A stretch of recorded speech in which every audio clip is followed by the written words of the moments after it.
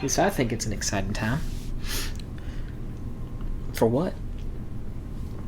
It's 2021. It is 2021. Holy shit. 2021. Which I don't know why, but that year, like that number, aesthetically pleasing. Which number? 2021. Like 2021. Yeah. For some reason in my head, like I can't wait to write that. I kind of like the I like the way that it sounds saying it. Yeah. Like da da da da da. It's like it's got a nice rhythm, like ba da ba da ba ba da ba da ba ba da ba da ba ba ba ba ba. 2021. It's better than 2020. It's like da da da da da da da. It sounds like a horror film. Which it kind of was. It really was. Yeah. It sounds like Jaws or something. Da da Yeah. da da da da da. But this one da da da da da da da. Sounds like one of those workout videos from the 80s. Do the intro, Steven.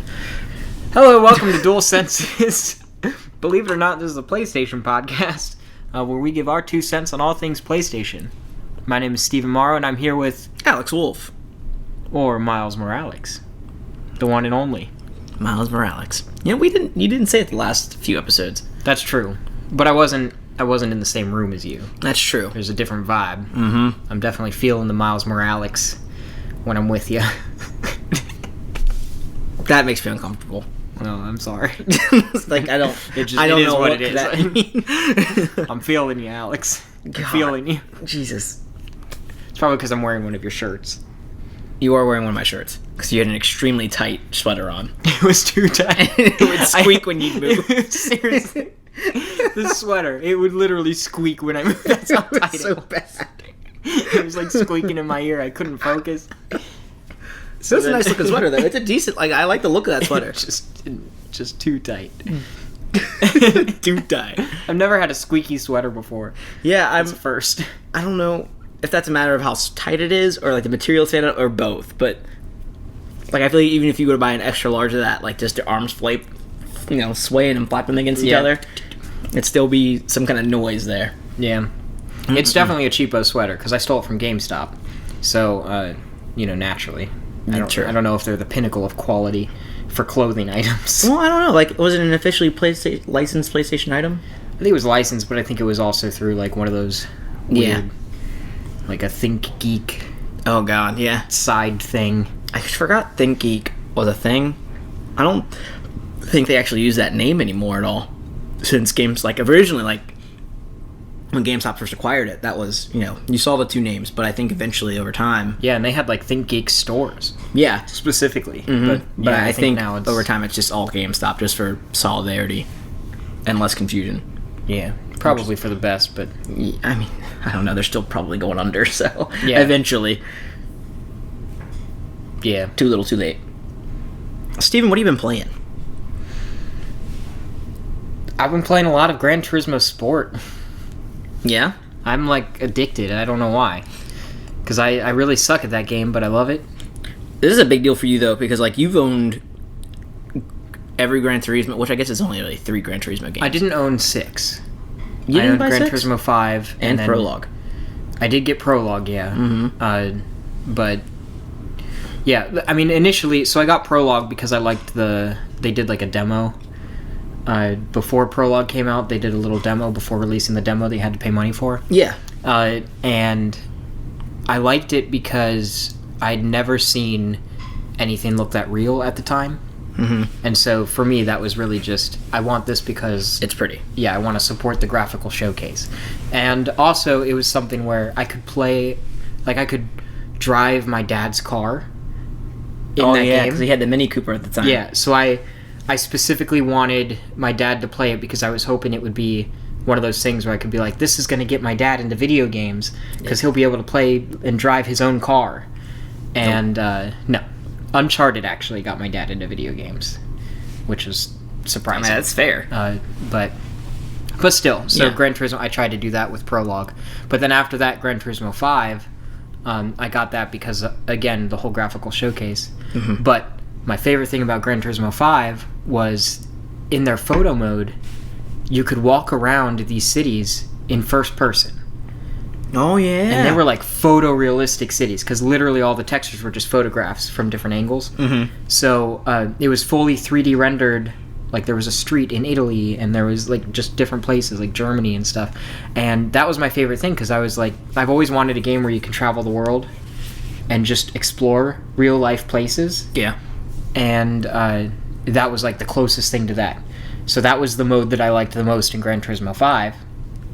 And then fast forward to Gran Turismo Sport, and I was getting addicted to like the little educational value things, like learning little things about different things in the history of science and technology, which they kind of like lay out in this big timeline.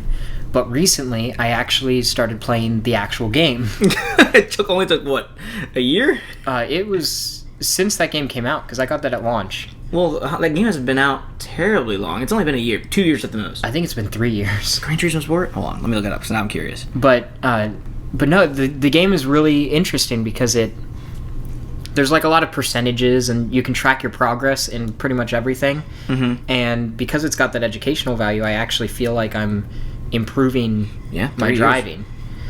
But yeah, it's a really good game. I actually really like it. Just 3 years too late. Yeah. I mean, sometimes these things take time. True. So. I mean, I want to talk. Playing Final Fantasy 15. Yeah, 5 years later. When I bought that game at launch, sold it because I got rid of like most of my physical games at the time, and then it was free through the PlayStation Plus collection, which makes me really happy because I've been wanting to play this game since beating Final Fantasy VII Remake. I wanted more Final Fantasy, and I was like, "Oh, thank God, this is an option." But I kept waiting for it. Every time it would go on sale, I was like at a point like, "Oh, I can't afford it. I shouldn't buy this now." And when I'm like, "Oh, I can buy it now," it's back to regular price, like $35. I'm like, "Motherfuck!" I think I actually ended up buying your copy of the game that you traded in a while ago. Did you buy it, or did you just take the Steelbook case? Because the Steelbook case is definitely mine, because you took it like the day I traded it in. That might have been another one that I stole. Yeah, I know you took the case. I don't know if you actually bought the game. I don't remember. Yeah. Either way, I have your You game, have my basically. case. Yeah, and the movie. The movie's probably still and in the there, movie. too. I want to watch that still. I never did. I've got it. So, all right. there we go. Here's what we'll do. Since you're playing Final Fantasy 15, and I also still need to beat it, we can play it like together, like at the same time. Okay. And then when we're finished, we can watch the movie together. It'll be like a little bonding experience. I'm cool with that. We can bond. We can make it a thing. We can pop some kettle corn. Some kettle corn? We can. Hopefully, it's got another great one-liner like the other Final Fantasy movie. That was the best part of that movie. Was the best part. Objectively. Oh god! Like, there's no other argument that can be made about that. That's honestly all that I remember from that movie. Is really? We would just play that over and over. Another thing I've been wanting to do since beating Final Fantasy VII Remake is rewatch Advent Children. Like, okay, I've been jonesing for it, but I haven't been wanting to because like spoilers in a way for Rachel, because she's only seen Final Fantasy VII Remake, and the results of the original Final Fantasy VII are very much what is the premise of. Well, isn't that Advent totally Children. thrown out the window with the remake? Well, though? that's the thing. Not necessarily. There's still some things that could change and be totally different. And because she does not know what those things are that could change, her watching it now, I think it would be more of a, like, oh, wow, that... Hold on, wait. So I'm, like, holding out on watching it, even though I do want to watch it again. All right. And I own it. It's downstairs. I don't remember any story from that. I just remember some of the characters were attractive. The son of a bitch scene where he just randomly ran up, and the movie's really pretty. Mm-hmm. Like, it just looks pretty. It looks like Final Fantasy. So yeah. But so I've been playing Final Fantasy 15, as Steven said. We've been playing Ghost of Tsushima Legends. That's been a thing. I love Legends. I'm surprised by how much I like it, because usually I hate multiplayer focused things, but I think they did a great job, and the art direction, I mean, I liked the artistic direction for the base game, Ghost of Tsushima, but in Legends it's like let's take Ghost of Tsushima but make it a Silent Hill game. Yeah. Like, it's just like there's blood and like literal organs hanging from the sky. It's pretty cool. Oh yeah. And which, that's my 51st platinum, thinking about that. Really? Ghost of Tsushima was. Congratulations. Thank you. I don't remember what number Ghost of Tsushima was for me. Ghost of Tsushima. Sorry, just having a stroke. It's fine. Yeah. Stroke of genius! Oh my. What else was I was playing something else, but I can't remember what. Was it a Switch thing? Usually you're No, playing a Switch thing, too. I haven't been playing the Switch lately since Hyrule Warriors. Oh, you know what? On my route to actually end up playing Final Fantasy 15, I installed Witcher, and I played that for a few minutes, but I also did it at like 2 in the morning. So I get notifications every time that you download a game. Yeah, so my brain just could not comprehend everything I was trying to do in the beginning of that game at that hour. So I was like, I can't do this. So I stopped. And then I also tried Rise of the Tomb Raider. I got it installed, but Rachel didn't want to watch me play that, so I did not get any further in that. And then Final Fantasy 15, I'm like, oh shit, I can finally do this. So I did. Which I'm sure you got hella notifications for that trying to install. Yeah, all the add-ons and shit. All the add-ons, and then what fucking sucked was that, like, all of a sudden the PS5 like just wouldn't connect to the internet, so I had to restart it, and it kept having to reinstall things. I'm like, Jesus Christ! So I was getting notifications at like 4 in the morning on my watch saying, "Oh, this add-on's ready to go. This add-on's ready." I'm like, "Oh my fucking god, just get it ready!" And then I got another notification at like 5 saying, "Oh, there's a problem installing Final Fantasy 15." I'm like, "What the fuck? How? What is wrong?" And I wake up, go downstairs, and it's installed. I'm like, "What? So does it work? Did it not?" I feel like it's just they're just trying to fuck with you. Yeah, I was like, I give up. I was whatever. But Steven, as we are both prone to playing games that did not come out the year they were released, usually years later. Yep. 2020 was a good year for video games. It was a really fucking good year for video games. In an environment where it was expected to be a bad year for video games, just due to... I love how we're like, 2020 was a great year for video games. What are you playing? Gran Turismo Sport and Final Fantasy 15. Like I said, we are known and prone to play games years after they've released. There's nothing wrong with it. It's fine. But it's in a year where these games... where 2020 should have been a scarce year. Like, everyone's predicting, like, games are going to get delayed because developers are going to either have to shut down or shutter completely, or people have to do things remotely and it's going to take more time. We still got, like, a ton of games that came out. And sure, obviously, these games were already in development well before 2020, at least some of them. Actually, thinking about it, the one game that took more time to develop than any of them is the only one that really tanked on consoles, at least, was Cyberpunk. Yeah. That was the only one, and that game's been in development for like 5 years plus. So, probably just about 5 years. So Witcher, I think, came out 2014, 2015. But anyway, good year for video games. It shouldn't have been, but it was. Well, I think the best thing about it, this was not only a great year for game releases, but it was a great year for playing video games. Because so many people were stuck at home and they were just kind of, what are you going to do with your now weeks and months of free time? Well, I guess I'll play through these games. Yeah, games like Animal Crossing, fucking Among Us, a game that came out 2-3 years ago, all of a sudden just skyrocketed. That came out 3 years ago? That game came out on PC forever ago. Was it like early access or something? Game has just been out. Jeez. And like, it just didn't take off. And now all of a sudden... I thought that was on the list of games that came out this year. Yeah, because it came out on Xbox One through Game Pass for PC, and eventually it'll be on Xbox One itself, and then it will release on Switch. Oh yeah, that's and right. That was the big thing. So it's been available for PC and mobile for years. And the PS4 version will be, or PS4, PS5 version, whichever they decide to put out. The Vita version. Yeah, no. Will be coming sometime come to Vita. this year. So, yeah, the game's been out for a while. It's just... Interesting. Yeah. I think I'm thinking of Fall Guys being in early access. I think that's what I'm thinking of. Yeah, that was early access and then free 3+ on PlayStation 4. That's another big game that came out this year. I just keep forgetting about things, and then by the time that I remember, it's...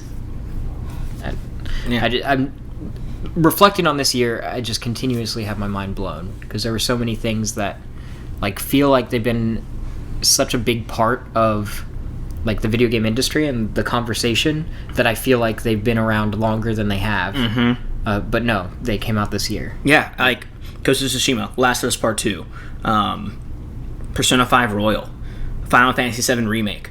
It's been wild to see everything that's come through. And I think Resident Evil 3 Remake. That's another one Doom. I keep forgetting. Doom Eternal. Yeah. Animal Crossing. All these major smash hits that came through. Hades. It has been crazy. And on top of that, we got console launches between the new Xboxes and the PlayStation 5. And what people thought would be consoles that would surely get delayed into 2021. Yeah, I'm Sure still enough. kind of amazed that. Yeah, but They came it out. still found a way to. You know be what pisses me manufactured. off? No, Steven, I don't. So you know how I still don't have a PlayStation 5? Yes. This is now. Everybody fucking knows this now. Mm-hmm. That was the couch. No, that was Steven's ass. He just totally farted. No, that was the couch. But no, so everybody knows that I don't have a PlayStation 5, Mm-hmm. including my brother-in-law Anthony. Mm-hmm. Okay. Oh, okay. Yeah, I know where she's going. So he has a PlayStation 5. Uh-huh. That's fine. Or I should say he had a PlayStation 5. You know what this motherfucker did? No. He sold his PS5. And you know how much he sold it for? No. $500. And not once did he offer for me to buy it. Well, hold on. You found out that day. Like, that was, what, New Year's Eve? I found out he was selling it, On New Year's and then Eve? I messaged him, and I was like, hey, I will buy this from you. I will pay cash. And he gives it to some other guy for $500, and he gave him a gun. Like, they traded? And like, money? Money and a gun. But I'm like, come on. You know that I wanted a PS5. And my profile was already on there. I had all my games downloaded. It was like primed for me to have this PS5. That's a good, yeah. You better, did he format it before I you got rid asked of him it? and he said yes. And there's like a passcode in order to get onto my That's profile good, on that's there good. too. Yeah. So there's a little bit of protection. But it's just, that just irks me. I So bet. Anthony, if you're listening, which you're not, but if you are, fuck you. Oh, It should be my PS5. Jesus. I would fight you, but now you have a gun and $500. The $500 is what sells it. yeah. Good for him for not selling it for, like, above ask. Like, that's nice. Yeah, I He mean, didn't scalp and it. also he did get more than the $500, but still. But, yeah. that was good. There's He wasn't a complete asshole, but he was enough of an asshole for me to not have a PS5. So yeah, that.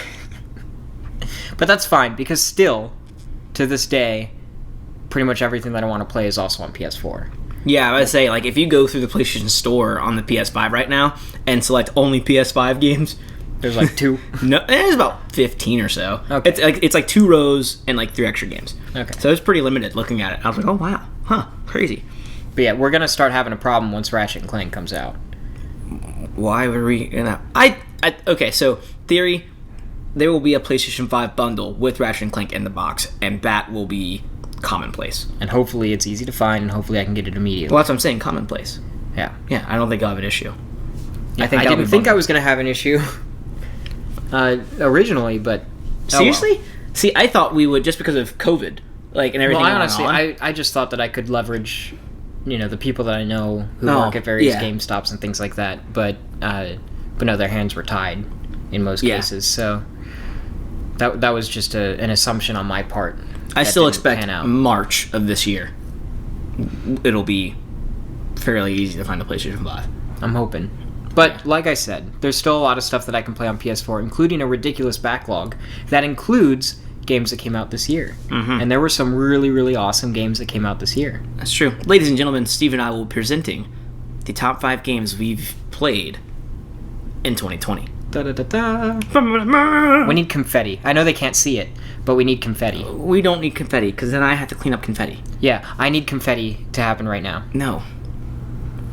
Here, I'm going to find some paper and I'm going to start ripping it up. How about I just send you like an iMessage with confetti in it? Okay, that works. All right, cool. That's fine. So, Steve, if you would like to, how do you want to do this? I wrote them all down. Oh, I thought that was a book that was just No. saying something about... So this was a gift from a coworker, saying HR-approved ways to tell coworkers they're stupid. That's and a she, clever little notebook. Yeah, and she thought it was actually like a book on like a list of things I could say to do Oh, that. no. But when she got it, she goes, "It's just a journal." I'm like, "That's totally fine. I'll still use it. I can see why you're disappointed." You but should write I'll all the totally- reasons why your coworkers are stupid and then give it back. Here you go. So You wrote yours down? yeah, I wrote mine down. I wrote mine down, but it's on the Google Doc that I don't have Do on you have me. your phone on you? Nope. I'm prepared. Yeah, you are. But I've got it all in my noggin. When does my noggin let me down? Don't answer that. Yeah, I can think of numerous times. So how do you want to do this? You want to go back and forth, like alternate? Yeah, let's go back and forth. Okay. And are yours in order at all? Like What any order? like particular order, like No. ranking best to worst? No, I Okay, can't never rank mind. shit. Yeah, I can't. I can't do that. That's like picking my favorite child out of my non-existent children. Can't do that. That's fair. I would say like what? But yeah, you can't do that because they don't exist. Mhm. But also, if I did have children, I wouldn't be able to pick a favorite, even though it's probably the one that plays the video games and You gets me probably platinum would still trophies. pick a favorite. I feel like you would. It's the one that I trained to be my platinum trophy. I feel like you would train both, but you'd still have a favorite. This is why I should only have one kid, because then they'll default to be my favorite. There Then you I go. don't have to feel bad. That's fair. I feel like every parent secretly has a favorite child. Oh, that's a definitive thing. and that's awful. yeah, it is, but like expected. Yeah, but still. Yeah. Anyways. Yeah. So you want to kick things off with, or do you want me to do so? I'll kick things off because I'm going to start with something that I think is fairly obvious. Okay. But I'm just going to start with Last of Us Part 2. Yeah. And I'm going to avoid spoilers, but this game is it's a real gem. And it does things that I think pushes the industry forward. And the way that they tell their story and the way that they set an expectation and then subvert that expectation, and the way that characters grow throughout. Like, just the depth that these characters have, I feel like it's unprecedented in video games. And the way that merges with the gameplay and the gameplay mechanics, it's really beautifully done. And I think that it's a great shining example of just the craft excellence that Naughty Dog has. So I think Last of Us Part 2 is one of the best games of this year. Okay. So Yeah. yeah, Definitely really great. On mine, and I think this is on yours as well. Ghost of Tsushima. Yes. That game, it was. Well, I don't think it pushes anything. It pushes any envelope like Last of Us Part 2 does. But with a beautiful art direction and a story that can spark so many conversations, that is both engaging but accessible, it is amazing. I still applaud them, especially now going back and playing Final Fantasy 15 and having played recently just Spider-Man Miles Morales and Spider-Man Remastered. The fast travel in Ghost of Tsushima and how fun it is to actually explore but not be penalized to fast travel in that game. I still can't It's believe still that amazing. game, just the way that fast travel works in that game, I can't believe that it's out on PS4. Yeah. Like, just because of how fast it is. I've never seen fast travel work that fast. So my in thing, anything. my biggest concern isn't to see how it's fast. I just feel like a lot of games don't reward you. Like they penalize you. They penalize you when you fast travel because it's either it's not quite where I need to go, or I'm gonna miss out on these collectibles if I pass. Or them you have up. to, like, pay in-game something in order to do it. There's some kind of cost. This game very much is you've been to this location. It's a point of reference. You can do this. We're not going to make you travel back and forth 1,000,001 times when you've been here already. So we'll just make it. Oh, you've been here. Okay, cool. You can fast travel. You've done the exploration. You've got the rewards out of it. Here you go. And then on top of it, it is extremely fast. So that there, and then on top of all of the free content, including the Legends mode that Sucker Punch has added onto it, Yeah. which, by the way, I'm putting this out there if it's not already out there. I'm sure it is. Legends should have a standalone SKU. It should retail for $20 just to pay for without having the base game of Ghost of Tsushima. Cosmetic microtransactions. Boom. Well, it's... I will fully That's support actually... that. That's one thing that I like about Legends is there aren't microtransactions. And right now, like, all of the content for Legends is out. Yeah. They're finished with it. It is its own complete package. And I like that it's, like, laser focused on what it's doing, and it does it well. It respects the player's time, and it respects the player's wallet. The fact that they just released it for free, I think this is phenomenal. I honestly, while Ghost of Tsushima doesn't do much to push gaming as a medium forward, like the base game, I think Legends actually does. Now that I've played it and now that I've, reflected on it, I guess, I think Legends is how multiplayer for these games should be handled. And I'm really pleased with it. I'm like floored by it, honestly. Yeah. But I kind of love that there's no microtransactions. I'm okay with it, especially if they release it standalone. Like if you make a costume piece like $1 or $2 or whatever, because it doesn't give you any added benefit for it, it's purely cosmetic, and you still have the option to complete different challenges or whatever is required to unlock those things. If someone wants to pay $2 to do that, like, by all means, go ahead. Especially if they ever decide to turn Legends into a more servicey type deal and add more content, then that's the way they can make, especially if they make it standalone, they gotta find a way to generate. I'm totally fine with that, as long as it doesn't make it to where it's a pay to win, or this person paid $5 so they already automatically get more than I do. That helps them play. I think maybe we'll see something like that with Ghost of Tsushima too. Yeah, which is definitely happening. Right. So I would totally see that. But yeah, I agree with you with Ghost of Tsushima being one of our. I mean, collectively, it's one of our favorites of 2020.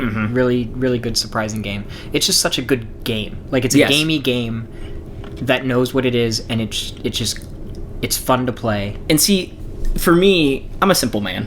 I'm not a person I'm not a deep person. I'm a simple man. Seriously, I mean, I don't consider myself deep. I'm very much, you get what you get at face value. Like, I'm not saying this thing as there's a subconscious thing I'm doing this for. Like, no, I'm doing it because I want to do this. I enjoy this, so I'm going to do this. So playing a game like Ghost of Tsushima, where it has an in-depth story but fantastic gameplay, that is what I want out of it. I don't need a bunch of nuance, a bunch of hidden messages or anything like that. I want something I can take at face value, still get a deep message out of it, and just enjoy playing it. That's all I ask for. So yeah. All right. So that was kind of one of both of ours. Yeah. So there's that. The next one that I wanted to pick as one of my favorites was, I'll stick with PS4 for now. That's fine. I didn't really, when thinking about this, I didn't really care what kind of console it was, because I mean. Well, so Sackboy, A Big Adventure. I only recently really played this game, but it got its hooks into me, and I couldn't stop playing until 7 in the morning. And it's so full of charm, and there's so much content there, and I feel like everything in that game is kind of like Ghost of Tsushima. It's just designed to be fun, and it's just really satisfying to play, and it really shines as a local co-op experience, which there's not as many nowadays of local co-op experiences, and if they are there, they're not. It's like a half-assed, tacked-on thing, and it's just not enjoyable. But this one, it's really satisfying to play co-op. There are co-op-only levels, which is cool, because then they're sort of co-op-specific challenges that actually require communication and teamwork. It's not just you just play through it. But God, it's just a lot of fun. And I started playing it a second time, because I started it here.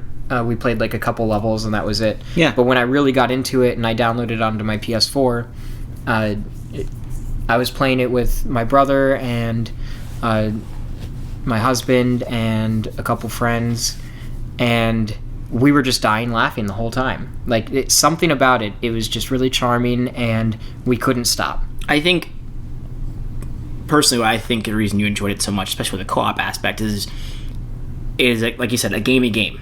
It doesn't take itself too seriously. Like, yeah, I feel it's one of those things where you can totally, like, especially with the teamwork levels, like, oh yeah, you can base off communication, you can do this, that, and the other. But you don't have to. You can totally whimsically fail at that game. Yeah. And still have fun doing it. It's one of my. It carries a lot of Little Big Planet into a game not developed by Media Molecule, but carries so much between the different stickers, the costumes, to be able to slap each other. Yeah, like, I'm glad that they brought slapping back. Yeah, like keeping that. That's and the then most important the very animated, like, deaths. Like, one of my favorite things from Little Big Planet 3 was when I got, or any Little Big Planet really, was when I got electrocuted, just the little, like, exploding. That was so much fun. So knowing that's still there, and it is, there's so much whimsy to it to where like, oh, should you take this seriously? You could, but that's not why it's there. And you can pick up your friends and throw them off a cliff. Yeah, it's just a fun thing to do. And like, there's little things like the characters in the game, if they're giving this like big grand monologue, you can literally run away, and then the characters will be like, "Oh, fine, don't listen to me." Yeah, like there's little things like that I think are fun. Or you can interrupt a character who's giving a speech, and you can just punch them in the face, and then they'll be like, "Why would you do that?" And then they leave. Like, it's just little things like that I think are funny, where the game is aware, and they know that you are going to do things in this game because it's a gamey game. Like, when people play games, they hit random NPCs, or they do stupid silly things just because they can, and because the ability to do that is there. And this game knows that, and they did a good job of designing the game to make it make sense no matter what. Like, even when you finish a level, if you're playing multiplayer, there's sort of like a little score system, and the person with the highest score, it takes a picture of them. But you can steal their trophy from them. You can like jump in front of them. You can photobomb their little. You can pick them up and throw them out of the photo. Yeah, like there's just little things like that, and then it still takes a little snapshot. And that was always one of our favorite things, is to try to just fuck up the photo op for the people at the end, and then see like at the end, because you don't know what exactly it looks like until it pops up on the screen, and then we would almost always just die laughing because it would be something ridiculous. But it's just a lot of fun to play. Yeah. And, I'm looking forward to platinuming that one.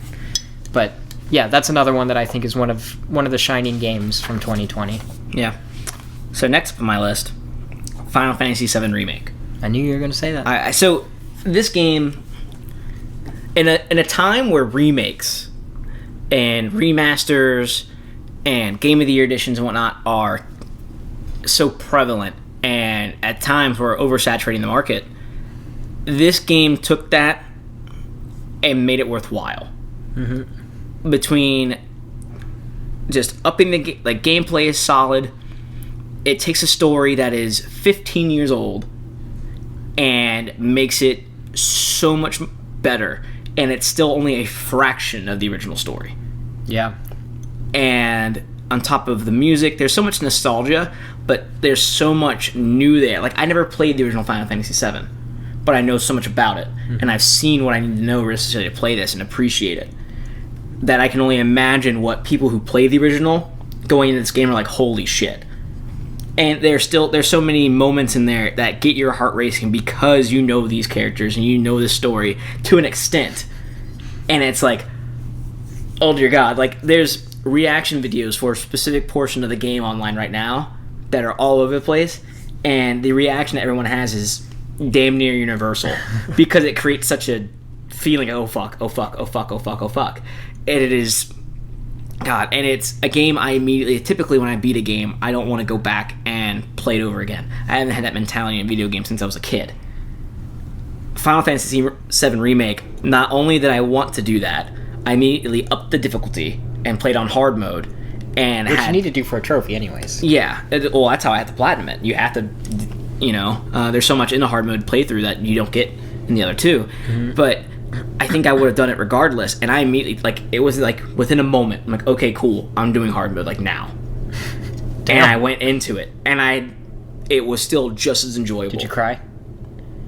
No, I didn't cry. All right. It wasn't necessarily anything deep that touched me like that, but it definitely got my heart racing. Like, I'm the kind of person where even when I get excited, I start to cry. No, I didn't get there. With Heavenly Sword, I was excited and angry at a character, and so I started to cry. Like, just little things. If I'm scared, I cry. Yeah. If I'm happy, I cry. If I'm excited, I cry. If I'm, like, on the edge of my seat, I cry. I just cry all the fucking time. Jesus.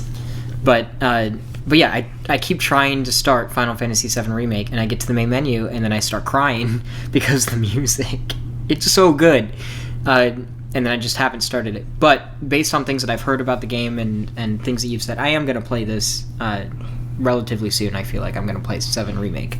But one thing that I really appreciate about Final Fantasy VII Remake that has kind of come to my attention by talking to people about it is that I feel like this is another game that's going to kind of push the industry in another direction because it changes how people are viewing the idea of remaking a game. Yep. It's not just, okay, let's make the same exact thing but with a new coat of paint. Yep. This is a reimagining. It's literally they're taking this game and they're going to say, okay, what would happen if we took the concept of this game, but we started from scratch and made it today? That's how they're approaching the remake. And what that means is, not only is this a modernized take on the story and the gameplay, but also they're taking story elements and they're tweaking them, and they're adding surprises, and they're pushing things in new directions. And I think that is a better form of fan service than just presenting the same thing, because then even the people who love this game and this world and its story, they have something new to look forward to, and there are surprises that speak to them in a new way that can bring them back to how they felt when they first played the game and they were surprised by different story beats or things like that. Because if you get the same exact thing, then you already know what to expect. And it's nostalgic, but there's not that same emotion because it's not that experience. But this is kind of getting to the heart of what Final Fantasy VII was at the time, but it's modernizing it and making it fresh again. And so I think that's really cool, and I'm excited for more Final Fantasy VII Remake, like the sequels for the additional parts, but also one thing I'm excited for is, does this mean that we're going to see other developers approach the idea of a remake in the same fashion, where they tweak it and change it to that degree? And that, I think, is something exciting, and maybe we will see more of that. Yeah, I mean, I don't know. Do I think we'll see more of it? Yes. Do I think it'll be a substantial amount? Not necessarily, because I mean, it's a big undertaking. It's a big fucking undertaking, and I think what really benefits Final Fantasy VII Remake is the characters. So, for instance, Remake takes the first 3 to 5 hours of the original game and turns it into a 35-hour game. So, on top of adding new story elements, and I think the new story elements are very much a tweak of what the story is going to be, I think the characters at heart and their motivations for doing things, because it's a smaller cast, you don't have all the characters that, like Vincent Valentine's not there, Cid's not there. There's a handful of characters that... Cid's not there? No, because you're still too early in the story. Oh, okay, yeah, that makes sense. There's plenty of... I was about to say, Cid! Yeah, there's plenty What'd they do to Cid? And because of that, you get to flesh out more, like, the speeches Barrett gives. These aren't like, oh, wow, I didn't know Barrett felt that way. It's like, you totally knew he did. You're just seeing more of it. It really jives. So when you get to this conclusion of this new story, it's... Sure, you know these characters and you love these characters, but you will be so much more attached to them because you've spent so much longer with them. You've now, instead of spending just 35 hours with Barrett all the way through the entirety of Final Fantasy VII, you spent 35 hours with Barrett for the first chunk of this story. Yeah, so it's like being able to spend more time with your with your friends and getting to know them more than you could before, and that's pretty cool. The biggest thing, like the Shinra Electric Company, and the problem it has. While the problem it has isn't a new thing, it's the same one you had. You're just seeing it firsthand more so, which is really cool because no one talks about Shinra and the big scheme of things in Final Fantasy VII. No one talks about the thing that really set it in motion. You don't hear that as much as you hear talk about Sephiroth, right? So when the premise of this game is the battle against Shinra itself, that is like, oh wow, like looking back at it, you're probably thinking like, okay, yeah, I mean, Shinra was a bad guy, like it was an antagonistic organization in the original, but I don't feel like it was to this scale because it was literally the first chunk of the game. So kudos to Square Enix and Tetsuya Nomura, and I think it's really cool for him because as the creator of Final Fantasy VII, he always told himself if he made a remake of that game, he's going to do it with a bang. Like, he's not going to just remaster it. Yeah, and he's all over it. So he's banging. Kudos to them. So for the next one, how about you do the next one? Because one of ours was the same, so then we'll be back on even ground, I guess, if that makes sense. Yeah, sure. Let's pull out the handy-dandy notebook here. Handy-dandy notebook. Next up I have was Persona 5 Royal. So, again, another game that took itself seriously as an enhanced remake, to an extent, of the original title. So I never, again, didn't play the original Persona 5. There's only about a 2-year difference. No. there's a few years difference between 5 and Yeah, I think Royal. so, actually. There's actually a good chunk of time there. But Royal takes the original game and goes in deep and really listens to the inconveniences and the gripes that players had in terms of gameplay. And then also takes elements of the story and fleshes them out more to a story that was already pretty damn solid. They added a whole new ending. They added a whole new ending, added- a whole new semester. So I think it's more than 20 hours of gameplay. yeah, Of yes. story gameplay. When the game itself originally it took about 100 to 125 hours to go through. Yeah. So adding that much content on there and then refreshing. And then from a technical standpoint, the original one didn't have PS4 Pro support, so you got HDR compatibility out of it, so everything kind of pops more. For a game that already has so much edge and color and vibrancy to it, to add to that, pretty damn cool. Yeah. And it takes it to where these characters in this game are, from the get-go, you're like, oh, okay, typical teenage group fighting the adults, the other. Breaking down and getting to know these characters again is really cool to see, and it encourages you to do so by bonding with them and creating these ties and seeing what drives them each individually and what the similarities you can see them sharing as a group even more so than they already did. I feel like I'm starting to realize more of the similarities between Final Fantasy VII Remake and Persona 5 Royal, which is interesting. That's something that I never really thought about. Yeah. But it's another one of those instances where it's like, oh, you love these characters? Well, now you can spend more time with them and get to know them more. Yes. And on top of that, from a gameplay perspective, I feel like with Royal, they got rid of a lot of the tedium. Yeah, Like, there's a lot of it's- tediousness in the original one. Yeah, it's a lot less tedious, and the battle system is more streamlined and accessible. Certain difficulty spikes are a little easier, except Royal still has one, from what I hear. But still, overall, the game is a bit more accessible. And they streamlined the trophy list, too, from what I hear. It's less of a grind. Like, it's more feasible that you can get the platinum in one playthrough than... I think that comes the through from. original. I think that comes from the, not necessarily the trophy list itself, but the gameplay. Yeah, just the that changes. that streamlining it makes it easier to attain Yeah. the trophies that are already there. Yeah. So they're not too different. That's true. But still, it does help. Yeah. For somebody like me. Yeah, that's another one that I'm excited to play myself. Oddly enough, I feel like I'm going to play the original one and not Royal, just because the original one was free. Oh, with the, yeah. I mean, the definitively. collection. But still, that's a world that I'm excited to jump into, and who knows, maybe I'll jump into Royal as well. Yeah, I mean, eventually. and Royals, honestly, it's on sale like left and right. Like I think it's $25 right now. So, Yeah, but Yeah. free. but oh yeah, definitely. And maybe it'll go on sale even more in the future, because I'm not going to jump into that immediately. This is definitely- probably going to be, maybe not even this year. I mean, I'll hell, jump honestly, into it. I talked to when I was going through the list of games to play, I thought, sure, like, I've seen Royal and played Royal. I could play 5, like original 5. I could totally do it and be fine with it. Yeah. Like, I don't mind doing that at all. Like, you guys have heard me talk about it more. More Persona 5 is not a bad thing. I don't care how much they put the fuck out. I will take any and all mediums of it. So, Persona 5 Dancing? You can play that? well, I mean, I already saw so much from you. So I don't. Persona 5 Dancing? I Yeah. feel like I did a lot of that at home. Yeah, but we were at the apartment or your parents' house, wherever you were playing it. Like, yeah, you picked it up living in the apartment with us. That's true. Yeah, when we all lived together. That was one of the Yeah. first things you played. God, that feels like forever ago. I mean, it was almost 4 years ago. Jesus. Yeah. So, All right, fair enough. yeah, I don't have as an intense desire to play that. That and the story is not as. Yeah, it doesn't really add too much. Yeah. so Sorry. like, I mean, I still platinumed it. I still enjoyed it. And Yeah, the dancing games for me are like, sure, great, more Persona, but it's like the story is like, give me the meat. I want it. I want all the meat to the story. I want Persona more. 4, that had a lot of meat. That The did. dancing. Mhm. Persona 4 dancing. That I could see myself playing because it is an actual extension of the story. I would argue it had too much meat. That's fair. I had a mouthful of meat.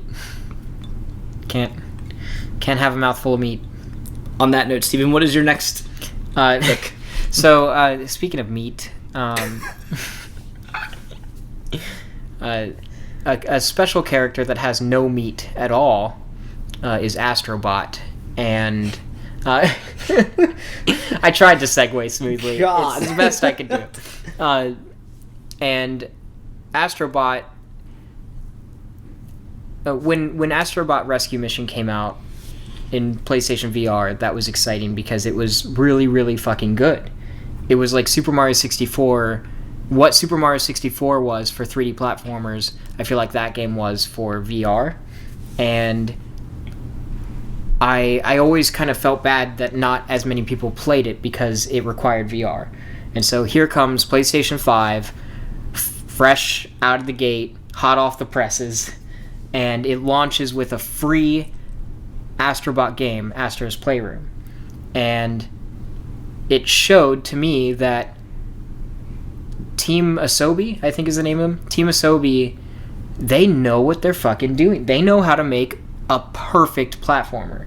Like, it feels great, it's exciting, it doesn't overstay its welcome, it's full of happiness and charm, and not only was that game a perfect little platformer, but it was a love letter to PlayStation, not just PlayStation worlds and characters, but PlayStation hardware and accessories. It really understood what PlayStation was, which is more than just these characters and worlds, but the tools that we use to access those characters and worlds. And it represented it in such a great way. I fucking love that game, and I'm happy that was my first platinum on PS5. And again, it was a really nice, satisfying platinum to get. They understood that time trials are annoying, and so they made them separate. So you don't need those for the platinum, which is also another little thing. I just feel like every inch of that game says that they know how to design a game. Like, it's another just really good gamey game. And even though I said that there's no meat on Astrobot, there's a lot of meat and goodness and savory goodness in Astro's Playroom, even for a smaller, like, free pack-in game on the PS5. And it's a great showcase of the DualSense controller. It's not a great... It is the best showcase, because it's the only game, still, I believe, out of all the games I've played at least, it is the only game to use every aspect of the DualSense controller. In unison. In unison. Like, every game has bits and pieces of it, but, like, Demon's Souls, which people are saying is the pinnacle of what the technical achievement the PlayStation 5 can do graphically and performance-wise, it still doesn't, like, it does not use the adaptive triggers. Yeah. Spider-Man Miles Morales, I mean, great, it's more Spider-Man, and it looks pretty. It uses the adaptive triggers. It still does not use every aspect. Everywhere else, it's a bit more subtle. Yeah. And, that's not, like, the main highlight. But with Astro's Playroom, that is the highlight. Like, this is an introduction to the PlayStation 5. And I really think as an introduction to the PlayStation 5, Astro's Playroom is as good as it gets. Yeah. Like, it is everything. No better. It's everything I would have wanted as an introductory experience to what PlayStation's solution for next gen is. Mm-hmm. And I think it's so cool because it honors the past while showing you what the future could be. And it's just so much fun. Yeah. Like, I really enjoy it. So Astro's Playroom, I think, is one of the shining surprises of 2020, honestly. Mm-hmm. I was really pleased with it. Yep. So next up on my list, another game that, while released on PS4 as well, also is a shining star of the PS5, Marvel's Spider-Man Miles Morales. So, while this game, gameplay-wise, did not, break any molds by any means, it's very much more of 2018 Spider-Man from Insomniac. But in a game where it condenses everything with a shorter story, and I don't want to say a smaller map, because you still have much of New York, I think, if not all of New York, still to your disposal. Yeah, I think it's the same map. Yeah, I don't think it's any different. With a little bit more detail in certain areas, because of Miles, his neighborhood, I guess, or his... Yeah, there's more of a focus on Harlem. The game's story is still, I feel, because of how condensed it was easier to follow, whereas Spider-Man had a pacing issue towards the end, especially with Act 2 and 3, especially Act 3, where it's just like, oh, here's everything all at once. Yeah, and they brought in, like, a lot of enemies, and I'm like, oh, is this going to be a big deal? And then it's like, no. It's the very end of the game. Maybe here and then they're gone. Yeah. Whereas Miles very much kind of spaces everything out. It focuses on maybe one or two enemies as a whole, and keeps that there. But it has a huge focus on Miles as a person. It's like the things he's going through, the things he's dealt with, the loss of his father, his mother, and he moving directly into Harlem, picking up a past relationship with a friend he had as a kid. All of those relationships are very much explored on and touched on, and not one favors the other. They all are very much there, while at the same time very much showing the community aspect of Harlem, and just showing the different kind of character and feel that part of New York has. And again, also it's still a technical marvel between how gorgeous the game is, between the ray tracing. That's our first next-gen ray tracing. Mm-hmm. That was the first big one. So the ray tracing in there, the fidelity mode with the 60 frames per second, and now with the performance ray tracing mode there now, which I still yet to play around with in Miles Morales. I think I turned it on, or no, I hadn't turned it on yet in Spider-Man Remastered, because that patch came out later. But if it's anything like the two other modes are in one whole package, I can only imagine how gorgeous it is and fluid. So that's another one that I haven't played to completion yet, because I want to play it on PS5, and just because I don't have a PS5. But based on what I heard, yeah, everything that you said, but also I feel like even though it's a shorter story, I feel like there's a lot more character in it. Yeah. Because to me, say what you want about the performance for Miles Morales, I think Miles Morales is a more interesting character than Peter Parker. There's a lot more going on, and you know more about Miles Morales than you do Peter Parker. I feel like Peter Parker is a less fleshed out character than Miles Morales, because you get to see so many family aspects for Miles, and you get to know his friends and his personality a little bit more intricately. Even though it's a shorter experience, I just think Miles is a much more compelling character, and that personality kind of shines throughout that entire game. Whereas in just Spider-Man with Peter Parker, it was more like Peter Parker is just Spider-Man, and that's who he is, and that's it. Yeah. But with Miles Morales, it's all right, this is Miles Morales, and this is his take on what Spider-Man can be, and this idea that everyone can be Spider-Man in a sense, and kind of taking that thematically in some interesting directions. And I like that, and I also really like the representation with Miles Morales, where there's you kind of get to learn culturally about different groups of people, and you get to hear more about their experience and how that translates to the Spider-Man universe. And I think that's really cool, and it just adds so much more flavor to the game. So that's something that I'm excited to experience as I play through it. Yeah. Just based on what I've heard. So. No, yeah, definitely. I think Insomniac, I think Peter Parker is a character, because I hear this a lot with everyone's like, oh, Miles is such a better character than Peter. You hear so much more about him. I think that is as a result of time. Peter, as a character, has been around since the 60s, So, and it's at a point now where a big criticism, especially with the movies and Peter Parker as a character, everyone's heard the fucking story with Uncle Ben and how he got his powers. Everyone's heard it. No one cares. So no one's telling it anymore. So I think while it's much a plus for Miles Morales that we see his origin, because he's still a newer character. He's been around less than a decade. And even then, he wasn't in the mainline comics for the first few years.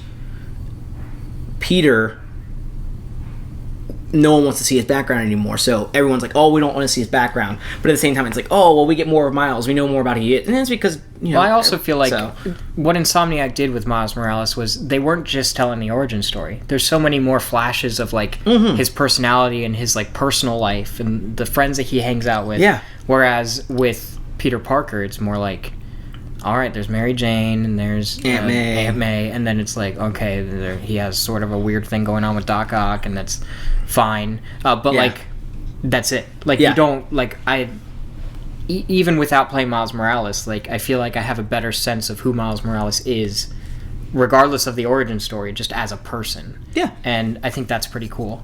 But maybe we'll see more of Peter Parker as well in upcoming Spider-Man titles. Especially since he's not really present as much for Miles Morales, so maybe there's going to be some more interplay and we'll learn more about them. But that, and with his best friend coming out of a tube. What? You played Spider-Man, right? The first one? Just the way that you phrased that. Yeah. His best friend coming out of a tube. Harry Osborn was like, Yeah. yeah. Yeah, so still, where it stands now, I just feel like while Miles Morales is a smaller game, it's more dense and Yes. like packed with things and goodies. There's more meat. It was a very meat-centric episode. I think equal meat, but no one likes meat that's spread out all over the place. Yeah, it's all on the same It's all on the plate. turkey leg. Mm-hmm. Renaissance Fair Mead. turkey leg. God, I'm like having another stroke. Good God. It's all this talk about meat. I need more meat. Have you ever wanted more meat? What was that, Quiznos? I don't know. Yeah, I remember that. Is Quiznos the thing with the baby? There's like a baby that would talk like an old man. Or not an old man, but you know, like an older man. No. And you'd be like, oh, I'm a baby, but buy Quiznos. What am I thinking of? I have no idea what you're thinking of. Boss Baby? No, Like, I it's don't- like a commercial. Jack Where there's in the like a Box? baby in a crib, and he's like, I want Quiznos. I don't know what you're talking about. That Alright. sounds terrifying. It's probably, you know, that thing where people, what's it called, Mandela effect? Yeah. It's like, I've got the Quiznos baby as my Mandela No, the effect. Quiznos was like, it was a sandwich restaurant, and they used Yeah. to compete with Subway because they would always put more meat on their sandwiches. That was their big ad campaign. Subway was like, let's be healthy and let's lose weight and, And touch children. Quiznos is like, we can make Isn't it that what hel- happened with what's his face? Yes. I God. don't remember his name. Jared. Jared. There we Yeah. go. But Quiznos, they're like, let's not be healthy. Let's not touch I children. don't think Quiznos still made healthy sandwiches, but they added more meat to the sandwiches. But they didn't touch children. They did not touch children. They just had babies in their commercial Though that they sounded are- like men. Not as nearly prevalent anymore as Subway is. Well, Closest shows one what to people want. Steven, your next pick. So my next pick is probably a little bit surprising, but one thing that I really look for in games when thinking about these kinds of things is kind of whether a game is sort of kind of showing where the industry is going or pushing things in an interesting direction. And so with this last pick of mine, I think that while this game is severely underrated or severely overlooked, I still think that there's a lot that this game can give us, and that is Media Molecule's Dreams. I think Dreams it's unlike anything else, and you know, you can draw comparisons to things, but really when you examine what Dreams is, it is an all-in-one creator suite that is accessible and that allows people to make literally whatever the fuck they want. Mm-hmm. And it's a crash course in game design. It's a way for creators to gain exposure, whether they're a musician, an animator, an actor, a programmer, like anything, a storyteller. There's so many different things that this game allows you to explore in an environment that is collaborative and supportive, and the community around Dreams is just so tightly knit. And with the kinds of things that Media Molecule is saying for how they want to treat this game in the future, I think we're going to see a lot of interesting creators kind of born out of Dreams. And I think we're going to see some interesting game concepts. And I feel like looking back on Dreams 5 years from now, I feel like we're going to be able to draw a line from that to other things. In the same way that, like the game Snake Pass, for example, he started making levels in Little Big Planet. And he was hired based on that. He was offered a job, I think at Media Molecule, and then he ended up working with EA, and he pitched an idea for Snake Pass, and that ended up being his first like proper standalone game. I think we're going to see that, but like times 10 or times 100 with Dreams, because it's so much more laser focused on game design and development and on all these different aspects. And I think that that's a really powerful thing, and I think that it's empowering for creators. And even though it's kind of a more niche title, and because it is so focused on those kinds of people, those like creators and supporters of creators and things like that. I'm just really excited to see how that helps curate more for the development community. Yeah. And I just think it's really phenomenal. I think Media Molecule, they have so much talent and they have such an understanding of what it means to create, and whenever they design anything, whether it's a tool set or a game, they just kind of understand that kind of mindset. Like we saw that in Little Big Planet, we saw that in Tearaway, and now we see it in Dreams. And I continue to be floored every time that I start up Dreams. So I think it's an interesting game. It's an interesting experience. It's an interesting and well-designed suite of tools. And I'm excited for how that's going to have a ripple effect in the industry. Because I think it will, and I think it already has. Mm-hmm. And I think we're going to really start to see that from 2021 and beyond. So, yeah, I think it'll be interesting to see with Dreams, as I think it's hit a point now. Well, I think it always has it. It's more of a service than it is a game. I think it'll be extremely fun to see if developers take what they've made through what Dreams has provided on consoles, especially if we were to see like an indie title come from what was built in Dreams as its own SKU, its own purchase that you can buy on the PlayStation Store. I think that's something I look forward to, because I didn't play Dreams a lot, not my cup of tea. I can appreciate what it is. I think my biggest thing for me that can say what Dreams is and speak to how successful it is the day we see a game developed using Dreams and powered by Dreams on the PlayStation Store. Mm-hmm. I think once we hit something of that level on there, if possible, that is how, I think that'll be their crown jewel. That'll be their moment to say, we made it. Yeah. So I almost see Dreams being like a way for PlayStation to find talent, almost. Yeah. I almost feel like they're going to look at people's creations, and the things that stand out, I feel like they'll be like, all right, we'll set you up with a little studio, make a thing. Yeah. Like, I feel like that's a thing that's going to happen, because that's what we saw with Little Big Planet. Yep. That was a thing that Media Molecule had in mind. They weren't upfront about it until, later into Little Big Planet's existence. But that's what they did.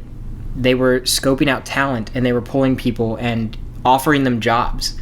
And Dreams, because it's so much more in depth, part of me wonders, is that what they're doing with Dreams? Because it seems very much designed for that. Designed for bringing out people's creative side and getting their creations exposure. And I feel like it's gonna be a big thing. And maybe this is me doing that thing that I do where it's wishful thinking or hopeful or whatever, but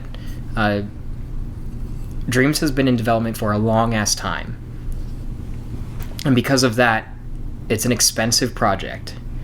And to me, for PlayStation to justify this, I feel like they have to either have data that shows that Dreams is going to make them a lot of money, or there's something going on where Dreams is seen as very worth it for them. Because Dreams has been in development since before the PS4 even came out. Like, it's a big thing, and it only actually officially launched in 2020.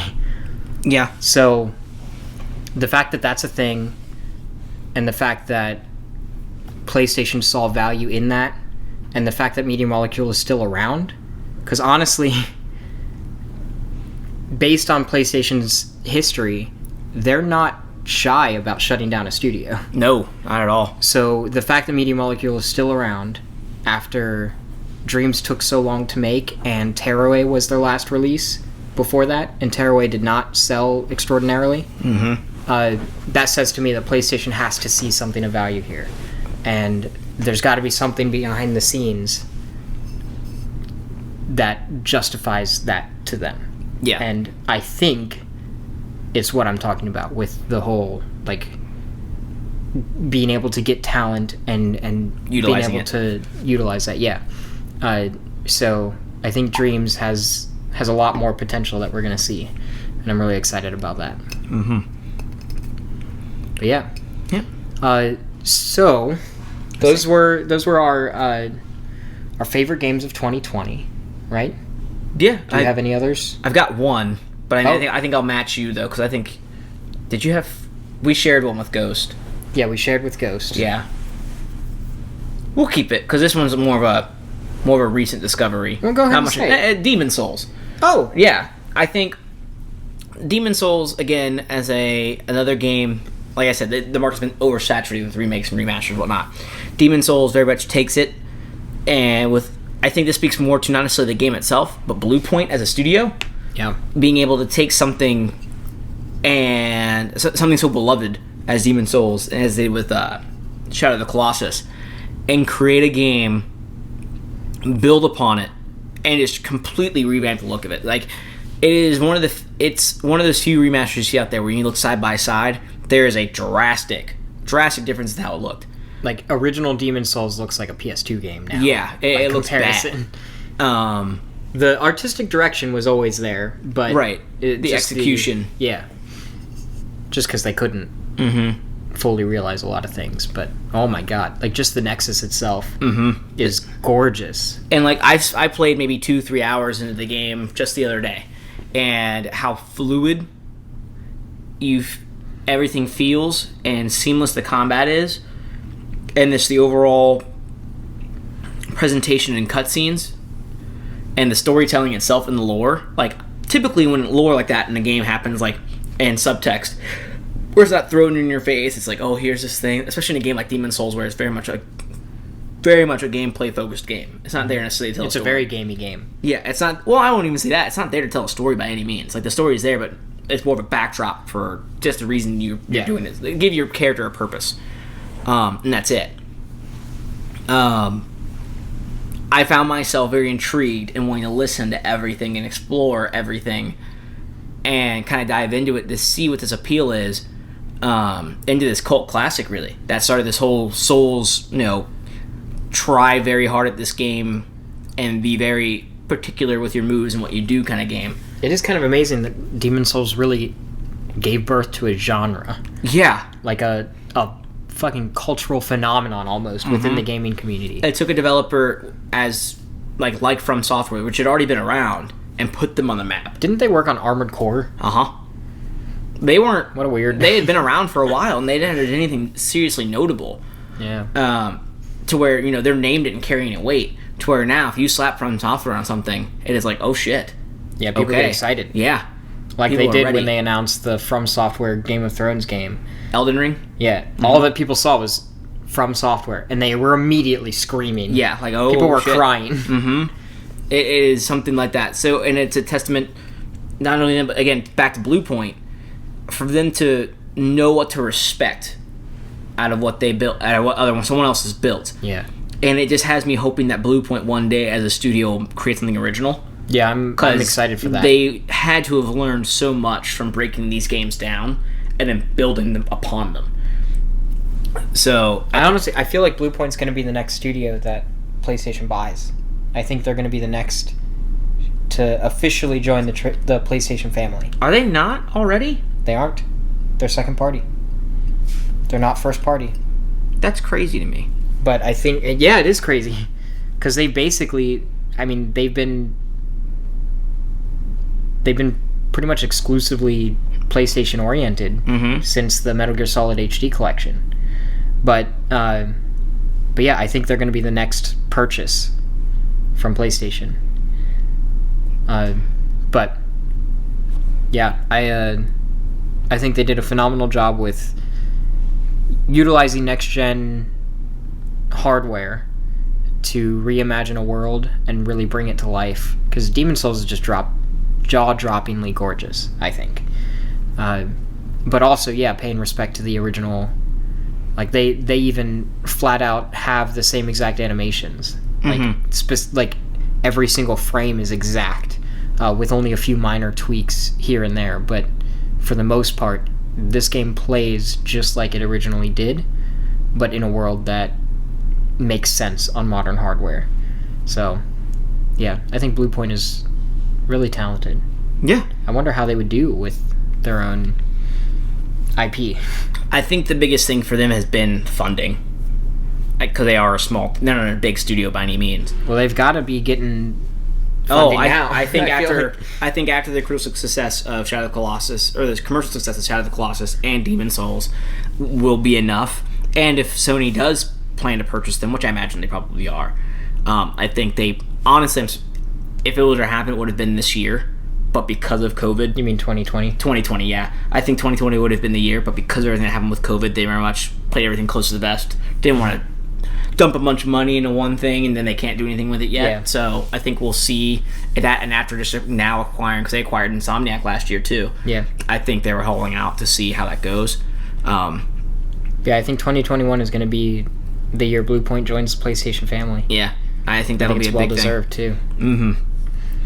But yeah, we just said, but yeah, at the same time. So I think that's it for this episode. We'll go into the other stuff in another episode, just because we're at an hour. We're at an hour. Probably not too much news coming within the next week or so. So yeah. But yeah, thank you so much for listening and tuning in. Thank you for subscribing, rating, reviewing on Apple Podcasts, following on Spotify. It's greatly appreciated. If you want to support the show, you can go to mtfproductions.com/donate. The link will be in the show notes. But yeah, and Happy New Year. Happy frickin' New Year. We fucking made it. We survived. Mm-hmm. Isn't that wild to think about? Like, things weren't very hopeful for a moment there. Yeah. Like, literally all that we had this year was video games. At least for me. I don't know. I mean, the video games definitely... Yeah, okay. As far as, like, things that were just... Like, external things that were consistently good. Yes. I should say. Yes. It's not just video games that I have in my life. No. It is only video games he has. That's all. But, like, as far as external things that we don't really have much control over, not letting us down. And that is... Video games, I think, were great. It certainly wasn't... government or country or healthcare or viruses or financial situations or jobs. It's just video games. But yeah, so congratulations on making it to 2021. You should treat yourself to something, whether it's a video game or a nice drink or... I don't know. A nap. Yeah, a nice nap. Just do something nice for yourself, because you've earned it.